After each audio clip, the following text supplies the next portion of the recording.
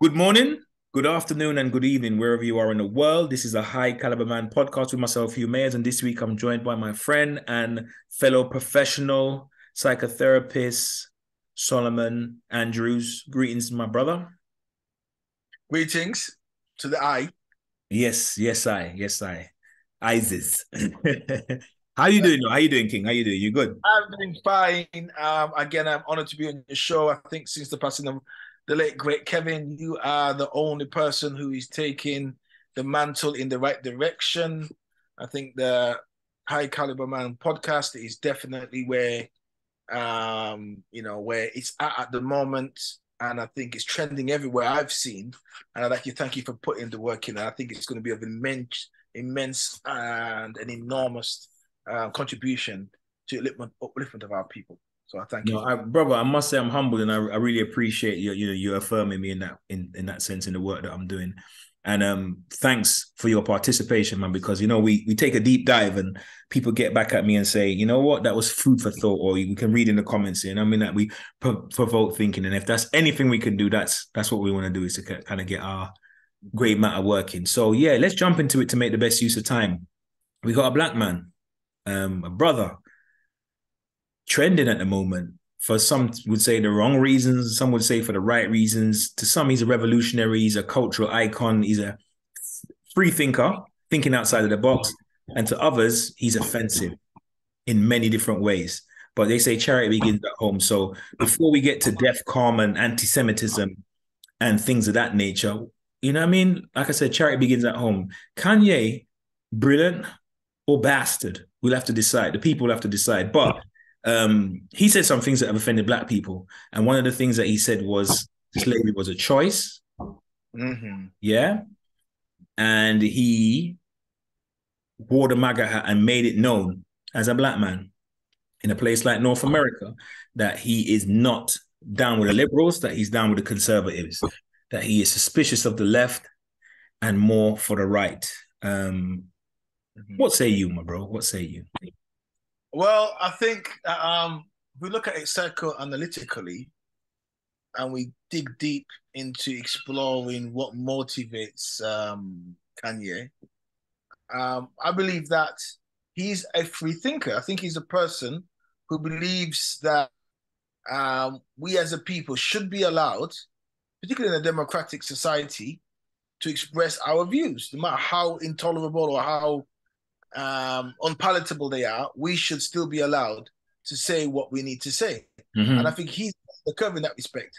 And I think the idea that black people should be unable to express a plethora of opinions, I think is unacceptable on any level. We should be able to say what we want to say. I think the Honourable Khalid Mohammed did say that he who controls I think you know this term. But he The who circum controls the diameter of your thinking controls the circumference of your behavior or something like that. Yes, and very apt. And I think this is the thing. So the fact that the Democratic Party was a party of the Klan, the Democratic Party was a party that blocked all of the civil rights acts in the 60s, even though the Democratic Party passed the Civil Rights Act, it was actually prior to that when Malcolm highlighted the hypocrisy that this is a party steeped in the death, lynching, and murder of black people. It's a Republican Party with Abraham Lincoln who so freed the slaves. Mm-hmm. So we are more conservative in terms of our Republican base in America because we're very conservative as a people, as opposed to this liberal left-wing, do what you want to do type view that the Democrats have. So we've been hoodwinked, we've been bamboozled, we've been led astray and run amok. As the good master teacher would say, Malcolm X.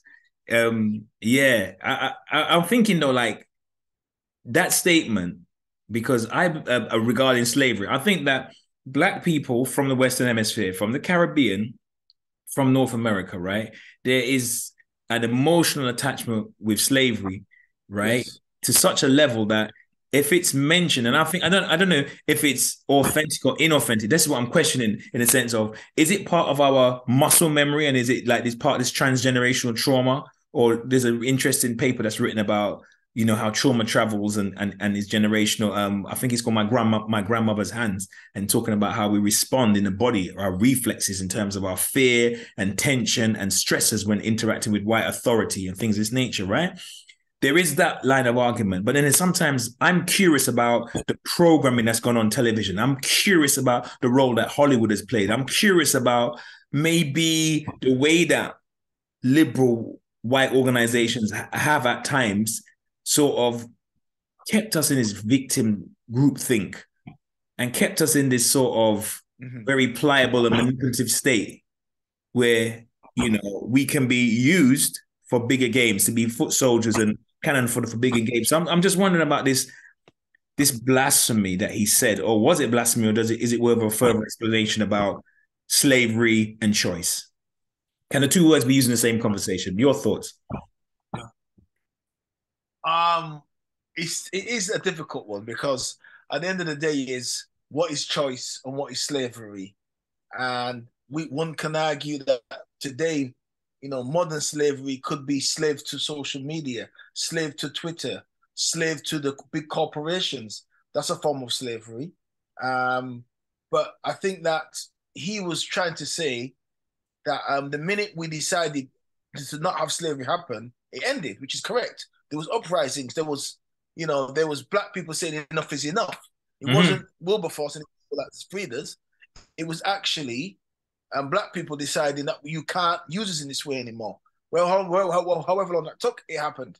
So I think what he's saying was that we don't have to allow a mindset, and that in a way we are our own slaves. And just as we broke out of slavery at that time, and we said enough is enough to the slave master, we can also say enough is enough to the slave master in our mind of the Democratic Party, of the Labour Party, of the Conservative Party, of any other party that doesn't have our best interests at hand. So he's actually saying, free your mind and your ass will follow, if I can say it in those words, right? Apologies to my listeners for the industrial language, but your point was well made nonetheless. Remember that song, so high you can't get over it, so low you can't get under it, so wide you can't get around it. That's your mind blocked, right? So that song is about the music breaking through to free you. And we talked about Brother Malcolm, and Malcolm X said, I don't try and make black people palatable to white people to transform the black nation. I make black people palatable to black people to transform ourselves from within. That makes sense. This is exactly what Kanye is doing. He's targeting our people to make the transformation from within. He believes as a Christian that God resides within you, that your body is the temple, and that temple must be clean and purified in order for God to enter and come in. So you have to free your mind from the garbage of the society and open yourself up. So let me come back at you then. Let me come back at you, if I may just jump in, if I may respond, yeah? So it sounds like you're saying on some levels he is doing a group troll or a mass troll of the black Western psyche, because I'm thinking about something he said on Tucker Carlson's interview when he's talking about Planned Parenthood, right? And he said that he's pro-life. As a Christian, like he said, he's pro-life as a religious person, right? And he mentioned a staggering statistic. Is verifiable or disprovable, yeah? More than 6 million. But he said that more black children, more black babies, right, were aborted in New York this year than were born.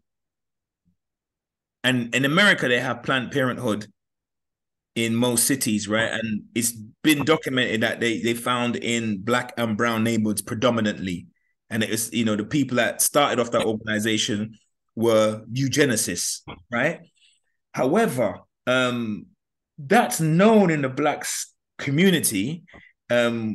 We might have people like Snoop Dogg. I don't want to pick on Snoop Dogg to single him out, but just as an example, walks to an awards ceremony with 2 black women in bikinis with dog leashes on. So I don't know how, and refers to black women, the B word, kills how many N words in his song, as most of the top 10 artists do, the top 10 rappers do, right? And refer to black people in this way and refer to black women in a particular way. And to me, as a therapist, as a counselor, that's really damaging to the new generation and to the psyche of people. But for some reason, the Planned Parenthood, the use of the N-word, the use of the B-word, all the foul language and the imagery and putting your woman on stage with a string in her behind, that couldn't really provoke the outrage that Kanye could solicit by wearing a T-shirt that says "White Lives Matter."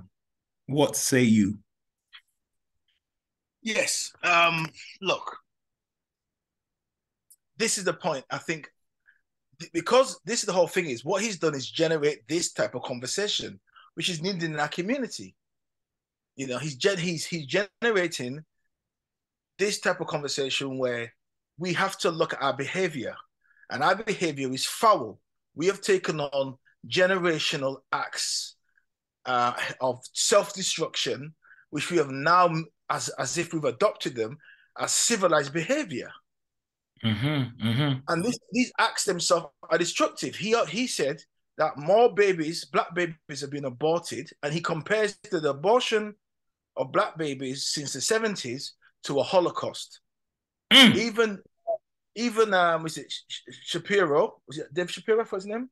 Ben. Is it Ben Shapiro? Ben Shapiro, who is not his favorite. He's not a friend of Ye's, but he said that he definitely agrees with Ye that it is a Holocaust. It's similar to the Holocaust in the sense of over 10 million or 15 million. If you have to count the amount of babies that have died, black babies that have died since the 70s, since Roe versus Wade was passed. So millions of human beings, potential human beings, have been slaughtered, and in our time, and we've got no outrage over this. But he says a statement that perhaps goes back 400 years, and we get triggered over that. When we're not even in that time. We're in this time. It's happening in New York in last year. It's happening. So, for example, in New York, the claim is that more black babies were eliminated or pregnancies were ended with black babies to be born, right? Then were actually born, that went full term and were born. To me, that's mind blowing, regardless of the merits or the arguments pro or against pro-life or pro-choice and this kind of dichotomy. I don't want to get into that right now, but I mean, doesn't it speak for itself? It does. I mean, it's an indictment of our community. How dare we discuss? All he said is that she was a choice. Yes, maybe that's seen as bad, but to slaughter black babies that have not been taken to full term on an industrial scale and not be outraged by that is disgusting. It is disgusting. It is foul, right? And it's reprehensible. To tolerate in Chicago, black people dying. I think it's almost like 5, 6, 7, or 8 a week, whatever it is. Horrendous figures in Chicago, in America. You're talking by murder, not by cancer or no, by other black people killing other black people. Yeah. Right. We was outraged over George Floyd. But let's be honest. Statistically, what more white people get killed in America than black people. But yet we take that figure and we make it as if somehow we don't, this certain black, like in America, black people are scared of getting shot by the police all the time, which is understandable. It does happen. But if you think about the amount of deaths at the hands of the police, it's more white people are killed. Yes, there's more of them in the population, right? But even if you took it to the minority sense, we're not getting killed proportionally as them. You know what I'm saying? Is it because is it a factor of living under racism, white supremacy? So there's a kind of a victim mentality, and maybe you're not looking at your power. I think we need to define what is living under, because what is it you can't do as a black man that a white man can't do? No, when I say living under, I mean we're living in a system where there is systemic structures in place which do privilege or to some degree disadvantage black people, right? In the UK, in America. However, there are lots of avenues where black people are free to do a whole load of stuff and develop. And I'm possibly not taking advantage of it. From a clinical point of view, how, for example, clients will get into a victim space and then they will become resistant to change. This is a whole chapter. This is a whole semester, right? Client resistance, where people can change. They have the power in their hands, but because of the damage in the child or the belief, the self-image on an unconscious level, they resist change. They do things that are, what do you call it? Self-sabotage. I agree with that. But I think we have to go back to this privilege thing, is that every group privileges itself. So if I was in Iran or if I was in Egypt or any of those countries and they set up a system and I travel into that system, I would have to understand that there's a privilege because that group on a evolutionary biological level will want to protect itself. So the idea that group gives up the so-called privilege or the idea that it wants to ensure that it is survival or it's on top is ridiculous because every group does it. We do it just without even thinking. Are you saying like what Malcolm says, that power only recognizes power? Yeah. And you think, and is it that black people in places like Britain and North America are waiting for white people to empower them as opposed to this is exactly my point. That would be like a group of monkeys joining a group of gorillas and then surprised that the gorillas are doing anything. They let them in, of course, they feed them, they're doing things for them, but they'd be surprised that they would give up, for example, the male gorilla who runs the society would then say, okay, you monkeys now, one of you can run everything and we're going to go be totally by you. The point of the matter is those monkeys by themselves, they could have had their own society, but they decided to join the society of the gorillas. Mm-hmm, and by nature, you know what I mean? Everything on an biological evolutionary level is survival of the fittest. It's to ensure that you pass on your genes, your culture, your history to the next generation of whoever you're going to be. So when we talk of privilege in institutional privileges, because this society has been set up by a particular group of people, and it will be insane to think we can go into that group and somehow get the fruits of their labor simply because we want it, because we're demanding it. We're asking for it. No. That's what Malcolm said, make yourself acceptable to you. Mm-hmm. Right? As long as the laws don't discriminate against you, there's nothing you can't do as a man or a black man or a woman of color or a woman in this society legally that any white man or anybody else can do. There isn't. So, but going back to your point, yes, I think what it is that when you think, David Icke said this, he goes, be prepared to be seen as mad. He goes, to keep you in the group. Yeah, he said that. He goes, yeah. You're crazy, you're nuts. He goes, this is the group thing, get it? Groupthink's a dangerous thing, you know. Groupthink, bro. Side of it, yeah. Bro, once you're on the other side of it, yeah. Groupthink is a dangerous thing. I definitely want to come back at you with something about groupthink. It's absolutely hilarious piece of research. Go ahead, my brother. Yeah, so it's true that once you're on the other side of once you're on the side of the sheep now, because obviously, remember they used to they do this test where they would that's what I was going to talk about. Yeah, the experiments on conformity. Yeah, the lift would open, and everybody would be facing the wrong way, innit? Yeah. We'll be facing towards the entrance, and they wanted to see when people walked in, would they actually stay facing the correct way, or would they immediately just turn like everyone else and face the wrong way? Or they would get a string where there'd be a guy the one with the string is a famous one. I can't remember off the top of my head. I can't remember the name of the actual researchers, but it's a famous piece of research about conformity where they got, what do they call it? 5 Confederates. That means 5 people are in on the experiment, and then one person comes in the room and is not part of the experiment, in the sense they don't know what the objective of the experiment is. So they're actually innocent, quote unquote. And the 5 people say, let's look at what's the longest piece of string or the longest line on a piece of paper. And they pick the shortest line. But the person who is not in on it, after 5 people agree that that's the shortest line, the longest line, they actually change their opinion to conform to the group. And they've repeated this cross-culturally. It's a human phenomenon. It's not just something that... No, the classic is like... it's one culture. And they get people to run past them and go, run, innit? And then everybody starts running to see, and then people will just stop and then look and they start running with everybody without even stopping to think, okay, what we running? Why are we running? Right? So the point is, it is pressure, right? That Kanye is saying, or Ye is saying, you know, my name, he had a special name growing up. He got teased with that name. I think it's the Ethiopian name. But he got teased, bullied for having that name. So he's always been that person who was put out, who has always been the outsider, the alien, the freak, the one looking in on things, the guy that dropped out of high school. He's always been that outsider. Yeah. He's always made on his own terms. And he thinks as a free man. He thinks as a free man. He's uneffable with in terms of the money doesn't mean anything to him. It's his standing up. The two things that was robbed in the systemic institution you talked about was to be a black male and to be not scared and to think for yourself. The thing you said about not being scared is so important, brother. So he's killing the sacred cows, the sacred totems in the black community. Slavery, abortion, and black women rights, and the whole of the Democratic Party on black people's psyche and their minds. Yes, yeah, I get what you mean. He's a blasphemer. He's ahead of the curve. Yes. Yeah, and even something like Black Lives Matter. There is a split in the black psyche. There is a bipolarity in the black psyche because there is Black Lives Matter, the organization, yeah, and then there's Black Lives Matter, the slogan, and the belief that, you know what, black people deserve to be treated with human rights and black lives do matter, yeah.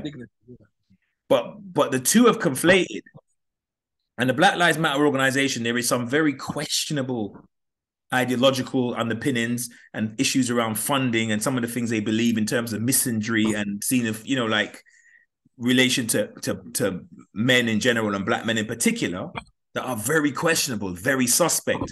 However, a lot of people who agree with the slogan, they don't stand for what the organization does, but the organization has co-opted the term. Yeah, so it's very murky. But again, if we want to even say Black Lives Matter, if he wears a T-shirt, Kanye wears a T-shirt that says White Lives Matter, and he doesn't say anything else, is that worse than the murder rate, the abortion rate, the degradation rate in the music? Is that worse, or should he just put it in a song? Could he have got away with it if he put it? Could he have got away with it if he just put it to a rhyme? Basically, he could have said it in a song. We're in a time of Inquisition. This has gone back to the Spanish Inquisition. He's a heretic. He's blasphemed against the church of modernity, of postmodernism, of decadence, of groupthink. He's blasphemed against that church, and now he must be burned at the stake. He must be cancelled. He must be removed. We've seen it before in history, all through history. If he will, he's Galileo of his time. He's a Galileo even on a class level. If you take him outside of him being even a black man, it would appear that he's an artist. Yeah, he should be with the liberals.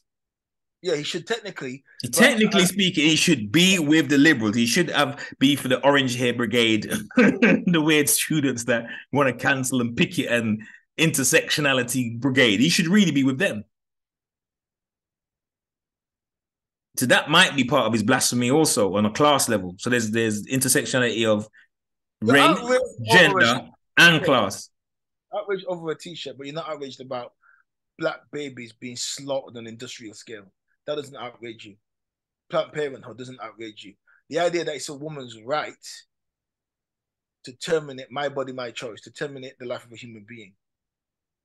Because it's not, it's about, they can express their rights that way, but you can't express your rights this particular way. So it's even going down to now how rights are expressed and what rights you have and what you can't have. So you got the right to say it's my body, my choice, and to terminate a child. We haven't got the right to say it's my body and wearing a white Lives Matter T-shirt. I can't have that right. That's not his choice, though. That's not his choice, though. That's not his choice. He hasn't killed anybody, but that's not his choice. That's outrageous. So the one that my body, my choice placard, oh, that's fine. That's acceptable because it's actually terminating a life. There's no problem with that. But you wearing a T-shirt that says "White Lives Matter," you're putting it on your body, making your choice. That's outrageous. We can't stand for that. He must be cancelled. He must be cancelled. Do you know what I'm saying? I've heard even one presenter talking about how many things what Kanye's done and how bad it is and whatever. And he's saying, and we've got a problem with this as black people because he goes, even R. Kelly, for example, we just said, but we love his music. So therefore, we didn't move against R. Kelly. But the thing is, Kanye's broke no law. R. Kelly is a convicted sex offender, and it was, an indictment against many people at many levels that he was allowed to carry on for how long he did. But he's come to justice. But how, there's the character assassination. Why was he linking a criminal with somebody who is outspoken, out of this box, allegedly, or does have some mental health challenges? but he linked him to a criminal as a form of a character assassination. Very, very strange. Very, very strange. But there was something else. Because at the end of the day, so this keep in there. Because at the end of the day, this goes back to an infantile jealousy of repressed stuff. Because Kanye is that one speaking freely from an empowered state, and the other Negroes in the plantation are terrified. They wish they were him.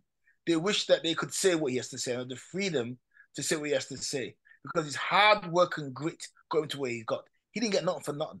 He didn't, you know what I mean? He wasn't given no hand up. He actually get where he got to, right? He's not a bandwagon jumper. But others are jealous of him. They can't stand the fact that he's a free thinking black man. And it goes back to the Willie Lynch syndrome deep within our psyche that we have to destroy anything other than what's been decided how men need to act, how black men need to be. So we will lynch our own people.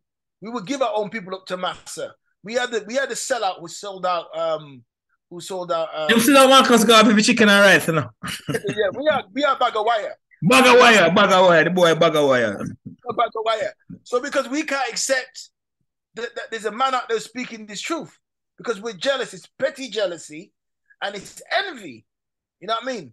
And resentment. Resentment is one of the most wickedest things in the mind, in psychological sense, that plays out. It's nasty. It's vile. It's vindictive. No, you said something about the infantile. You said something. You touched on something there about the infantile psyche, because one thing that I noticed wasn't just what was said. The Drink Champ interview, I believe it was when he said, "I want you to cancel me." Right then, like for him to speak like that as a millionaire, I think the actual intonation. The last time I saw somebody speak like that in the public space, and I'm not comparing them as individuals, they got their own paths, was like somebody like Khalid Muhammad, where his frequency was that I am not scared of the system. I'm not scared of the quote unquote man. I am just not scared, and I'm a black man. And I think for the platform that Kanye West has, I haven't heard no other individual who believes in Black Lives Matter or believes in the normal sacred cows. I haven't heard them speak with no face like that, with no base to authority. The only time I've heard them be defending something and sounding vociferous is usually when they're defending some sort of subculture of blackness, some sort of gangsterism or drug dealing or something along those lines, when, you know, like kind of planned, what do they call it again? Planned opposition. You know, it's kind of idea almost like, I'm really going to stick it to the man. You know, I'm really going to let's do something revolutionary and wear our trousers hanging down and look malevolent and use the N-word against other black people and say violent stuff. Let's really show the system that we're tough. Do you know what I mean?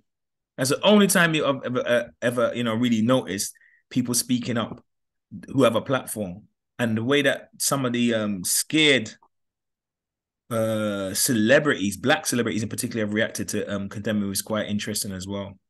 It's definitely quite interesting as well. But yeah, if you could say a little bit more about black manhood, what was taken away over 400 years, or what is challenged, or what racism, white supremacy, or at least structural racism is related to the fear of black men standing up, possibly. It's something that you could speak to that, my brother.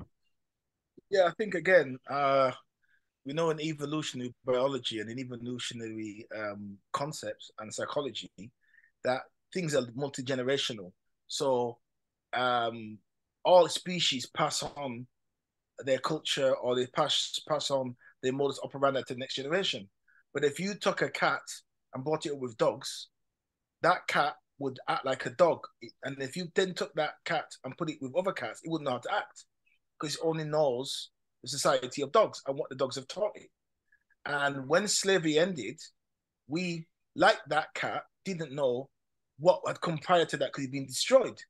So we have to derive a culture and a society like that cat would have to do. We'd have to take the culture of the dog and then try and apply it to other cats.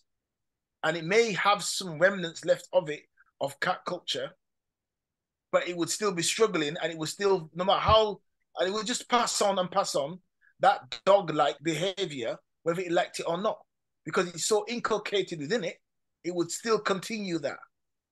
And if the dog said to that cat was taught that dogs are superior, and that cats always have to be scared of dogs, and that cats can't do certain things a dog can do, that cat will pass that on to the other cats. And then, Mm-hmm. but then by the power of osmosis and the power of evolution biology, which is to always produce something better than the previous generation, you would throw out a cat that may have a pacific view that said, you know what, bugger this rubbish. This is Like a a glitch in anomaly. the matrix, like a glitch in the system, innit? Yes, yeah. Yeah, yeah, The yeah, anomaly yeah. always comes. The anomaly. That's the word. That's the word. Anomaly. They say that in evolutionary psychology, I'm sorry, in evolutionary biology, they say that's why even when they create diseases or something like that, there's always somebody in the because the tribe must survive, right? There's like one person that won't catch it. He's been exposed or she's been exposed to all the disease of the rest of the people. There's always them that small number of people that will not catch the disease, for example, because of some sort of genetic mutation or anomaly, they won't get sick because Yes. the tribe has to survive. So I feel what you're saying, bro. I feel what you're saying. Yeah. And that's exactly it. And that anomaly, that glitch, right? That paradox is Ye. Before him, it was Malcolm. It was even Elijah Muhammad to an extent, right? It was Sweet Daddy Divine to an extent, right? Mm-hmm. It was Was it Garvey? Garvey, yeah. It was what's his the Panthers, yeah. Mm-hmm. Right? We always throw these people out, but it's by the nature of the fact that there has to be that glitch, and then that's when you recreate again a new culture, a new form. So we have it in our music, hip hop. You know, it came out from the fact that they closed on all the universities, closed on all the music courses. They got rid of all the social welfare programs in America on the Reaganomics. Mm-hmm. Dog eat dog. And these guys using beatbox with their mouths and stopping the violence, fighting each other, created a music form that they could challenge each other but not kill each other. Mm-hmm. Mm-hmm. So this is what happens with us. We're people of rhythm and people of music and people of science and biology and physics. We have this walking within us, I right? hear that. I hear that, my bro. I hear that. I hear that. So, As you speak, yeah, I hear you giving out information and inspiration. so Kali, man, we can't forget brother Kali. Come on now. We can't forget massive contribution to him, right? So Ye is just walking in that tradition. He's walking in that tradition. Yes, he's got some dodgy allies with Candice Owens. That's just Extremely dodgy. Extremely dodgy. We claim no infallibility on his part. no. But the idea that as an anomaly has the right to exist, yes, yay. I'll say yay to that. And yay to I say yay. I say yay. Look, I've got one more question for you before we run out of time. I have to answer this one question before we run out of time. Yeah, very important question. But if you could make it succinct, Kanye said, right, these influencers don't tell us what to do, right, on Tucker Carlson's show. But I quote, he said, "But they tell us what to be afraid of." Yes, 100% agree with him because it's all based on fear. Black people, black men look to black men like Kanye who stand up and be counted and say what it is. Because for 400 years, they tried to remove us being men. They don't care about you being like Jay-Z or like Michael Jordan, having accumulating all this wealth, but you can't say what you want to say. He's saying to you, don't be scared. Don't follow the status quo. Stand up. They cut our tongues out of our mouths so we couldn't be men. And we couldn't, as black people, stand up for our people and say what's wrong. And we need men like this and women to stand up and say what's wrong in our community, the degradation in our community, the deaths of innocents in our community. We have to stand up and be counted and have no fear. The only thing to fear is fear itself.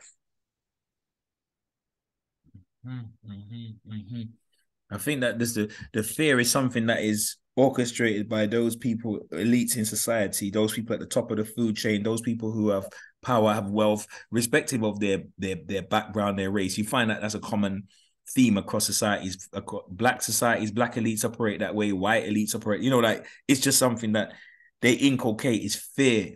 Because one of the things is that I think the neurologists talk about this, that we have a frontal lobe, and there's a part of the brain that develops after in your kind of like early to mid 20s, and that part of the brain is responsible for your critical thinking, and being able to make judgments and things of this nature. And this is why teenagers are so risk driven, because it isn't fully developed in them.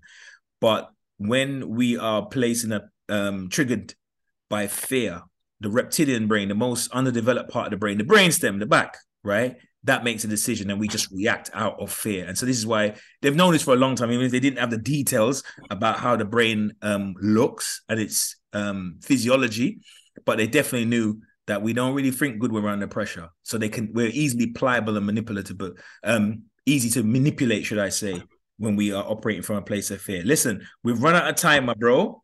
Really appreciate the discussion. And to the listeners, remember to share, to like, subscribe, and leave a comment. Till next time, peace. Assalamu alaikum. Peace.